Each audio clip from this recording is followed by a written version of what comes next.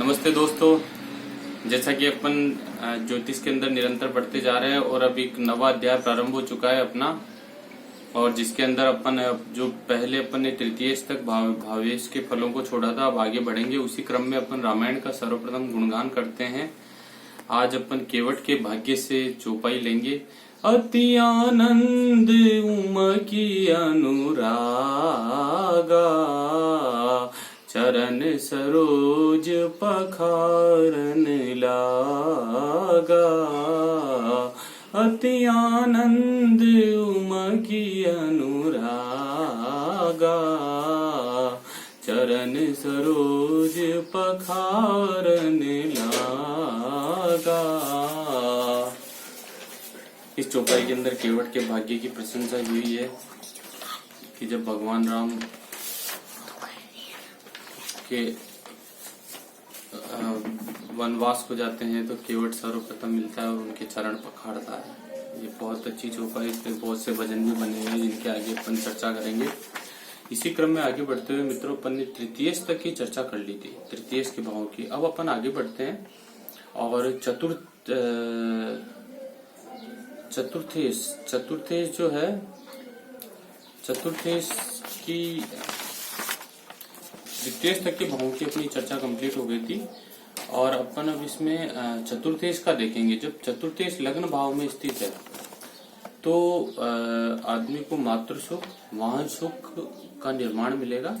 इसी तरह चतुर्थेश अगर आपका द्वितीय भाव के अंदर स्थित है तो वह धन संग्रह, साहूकारी, कुटुंब से सुख मिलेगा उसको।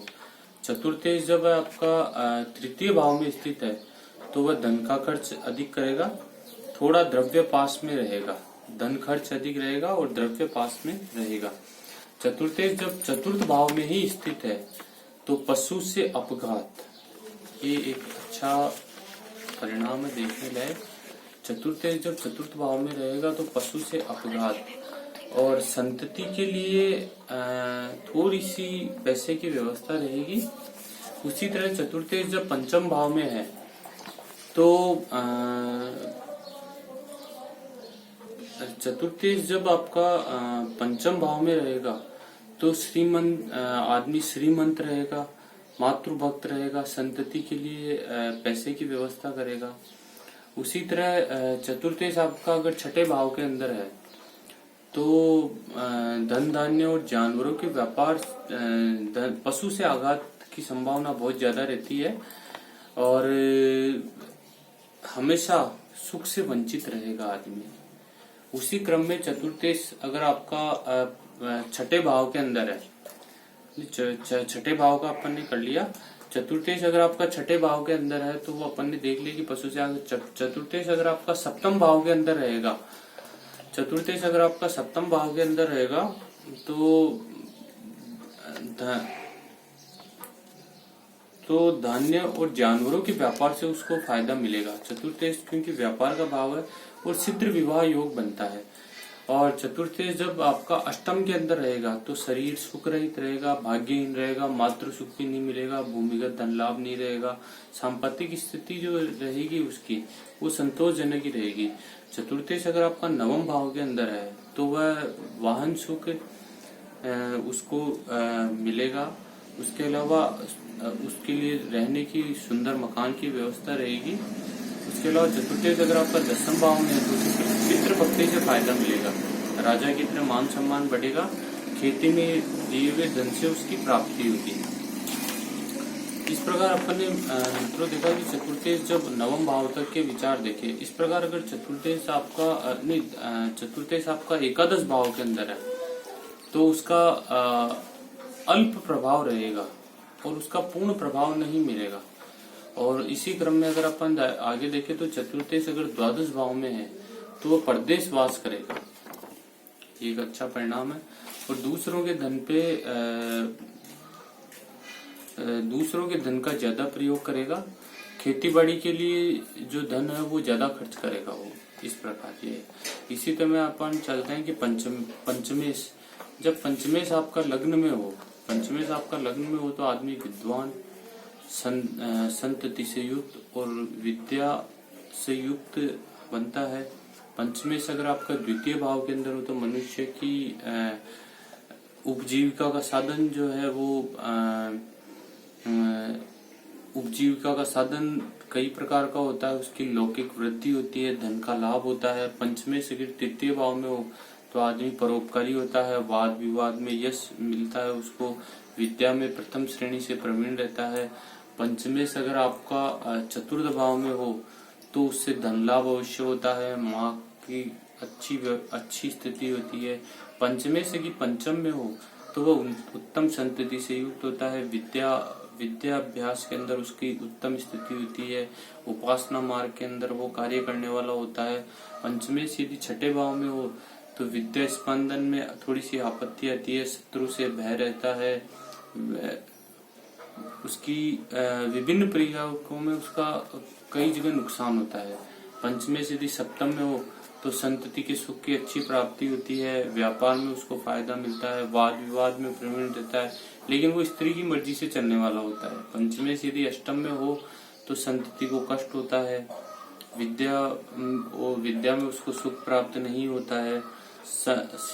पंचमेश यदि आपके नवम भाव में हो तो वो ग्रंथकार होगा, तत्ववेता होगा, न्यायिक होगा, धार्मिक होगा, उपदेशक होगा, समाज सुधारक होगा, इस तरह रहेगा। पंचमेश से यदि आपका दसम भाव में हो तो वह संगीत कला में कुशल प्रवीण होगा, चतुर होगा, नौकरी पैसे से उसको धन लाभ मिलेगा, राज्यश्रय मिलेगा। पंचमेश यदि एकादश भाव में हो तो वह उत्तम संतति से युक्त होगा, बुद्धिमान होगा, विद्वान होगा, लोगों का प्रिय होगा। और पंचमेश यदि द्वादश भाव में हो तो अनेक संकटों से युक्त होगा और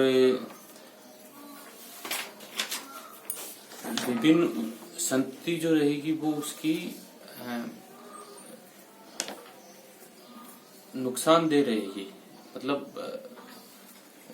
आपका वो संतति को नुकसान ही देगा। उसी प्रकार अगर अपन छठे भाव की तरफ चले, अपना जो पष्टेश होता है, छठा भाव जो रहता है, अगर वो लग्न में स्थित है तो शरीर कष्ट देने वाला होता है, लोगों को शत्रुयुक्त परंतु उस पर विजय प्राप्त करने वाला होता है। राहु केतु से युक्त हो तो शरीर में विभिन्न तरह की पीड़ाएं होती है। छठा भाव यदि द्वितीय भाव में हो तो पष्टेश जो है अपना अगर द्वितीय भाव में हो तो वह तकरार से होता है, मुकदमे में रहता है, पुत्रों के धन से लाभ मिलता है, कुटुंब से झगड़े होते हैं उसके। उसी प्रकार अगर पष्टेश आपका तृतीय में हो तो पद स्वाधीन होता है, बंधु प्रेम से रहित होता है, दूसरों को परेशान करने वाला होता है, नाभि रोग से युक्त होता है वो। उसी प्रकार अगर अपना छठे चतुर्थ भाव में हो तो वह नौकरी से बेईमान होगा, अपमान होगा, अपमानित होगा, पशु से अपघात होगा उसको।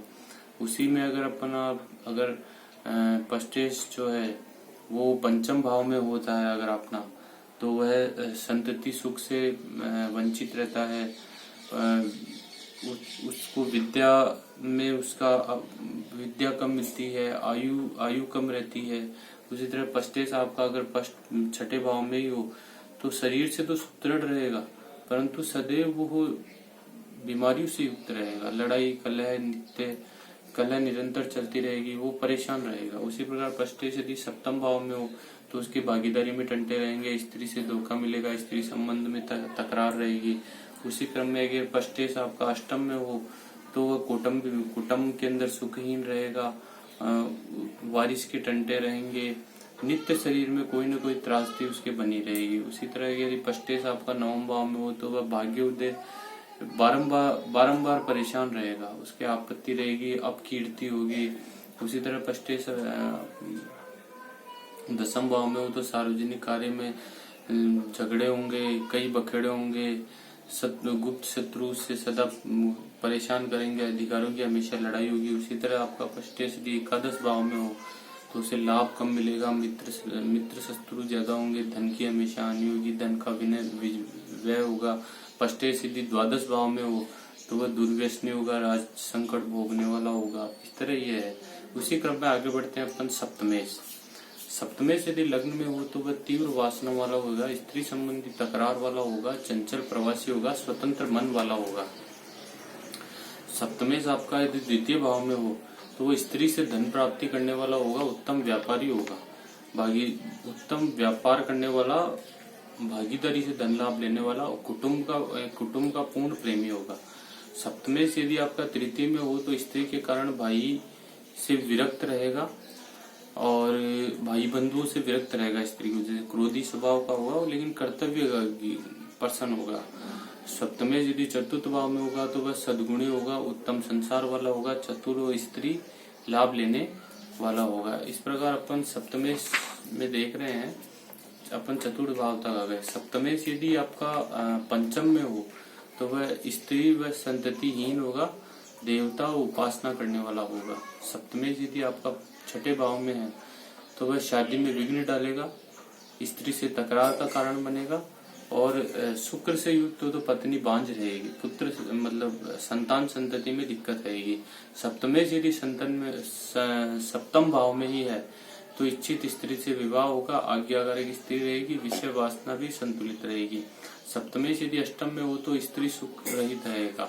सप्तमेश यदि नवम में है तो स्त्री भाग्योदय का मूल कारण बनेगी, घर में धार्मिक विधि से कार्य होते रहेंगे, उद्योग संबंध में दूरदर्शिता रहेगी। सप्तमेश यदि आपका दसम भाव में है तो स्वतंत्र धंधों में फायदा रहेगा, सार्वजनिक कार्य में स्त्री की विशेष सहायता मिलेगी। सप्तमेश यदि आपका एकादश भाव के अंदर है तो स्त्री संतति सुख मिलेगा, भागीदारी में लाभ मिलेगा, मित्र सुख मिलेगा, हस्तकौशल और धन की प्राप्ति होगी। सप्तमेश यदि द्वादश भाव में है तो लड़ाई में अपव्यय होगा, स्त्री से संबंध का त्रास होगा, दुर्व्यसन से अधिक खर्चा होगा। इसी क्रम में अगर आगे बढ़े अष्टमेश यदि लग्न में है आपके तो शरीर सुखहीन होगा, शरीर में सुख मिलना कठिन है, कुटुंब से धन सुख सभी प्रकार के दुख रहेंगे। अष्टमेश यदि द्वितीय भाव के अंदर है तो मनुष्य लालची, रिश्वत लेने वाला बनेगा। अष्टमेश यदि तृतीय भाव में है तो बुरे मार्ग से कार्यवाही ही करेगा वो। अष्टमेश यदि चतुर्थ भाव में है तो बिना प्रयत्न घर और खेती में लाभ मिलेगा, बिना प्रयत्न घर और खेती में लाभ मिलेगा। अष्टमेश यदि पंचम भाव में हो तो भूत प्रेम, पिचास आदि ये जो अपने शाकिनी डाकिनी है इसके अंदर आदमी लिप्त रहेगा, लेकिन वो जुगाड़ में प्रवीण रहेगा, वो सतत दुर्गुणी रहेगा। अष्टमेश यदि आपका छठे भाव में हो तो वह लोगों में उपद्रव करने वाला चोर होगा और विभिन्न व्यसनों से युक्त होगा। अष्टमेश यदि सप्तम भाव में हो तो वह दुर्व्यसनी, खर्चीला होगा, स्त्री सुख से रहित होगा, गुप्त कारस्तानी करने वाला इस तरह का। अष्टमेश यदि अष्टम भाव में हो तो वह लोगों के लिए हमेशा विश्वास पात्र ही होगा, दीर्घायु होगा। अगर अष्टमेश अष्टम भाव में ही है तो वह दीर्घायु होगा, ये इसका अच्छा परिणाम है। अष्टमेश यदि नवम में हो तो वह विश्वास पात्र होगा, लोगों का विश्वास पात्र होगा। अष्टमेश यदि आपके दसम भाव में हो तो वह राजा से धन लाभ लेगा और सार्वजनिक जीवन में उसको धन प्राप्ति जो है वो विभिन्न कई कार्यों से होगी। अब चूंकि अष्टमेश जो है वो थोड़ा सा अष्टम को अपन सही नहीं मानते हैं, इसलिए इसमें अष्टमेश के परिणाम जो है वो विभिन्न तरह के आते हैं। इसी क्रम में आगे बढ़े तो अष्टमेश जो है अगर एकादश भाव में होता है तो वो आयु के लिए कष्टप्रद होता है और आयु को नुकसान देता है। अष्टमेश यदि द्वादश भाव में हो तो वह बुरे कर्मों से पैसा व्यय करता है, दिवालिया हो जाता है और विभिन्न जो बेकार चीजें होती है उनके अंदर आदमी अपना समय व्यतीत करता है। मित्रों, इसी क्रम के अंदर अपन आगे बढ़ते रहेंगे। आज अपन ने अष्टम तक के देखे, अब नवम, दसम, एकादश और द्वादश ये अपने अगले कार्यक्रम के अंदर अपन इनका भावों के अंदर इनके फलों की चर्चा करेंगे। तब तक के लिए धन्यवाद और आप मेरा वीडियो जरूर सब्सक्राइब करें। इसी तरह निरंतर मिलते रहेंगे। धन्यवाद दोस्तों।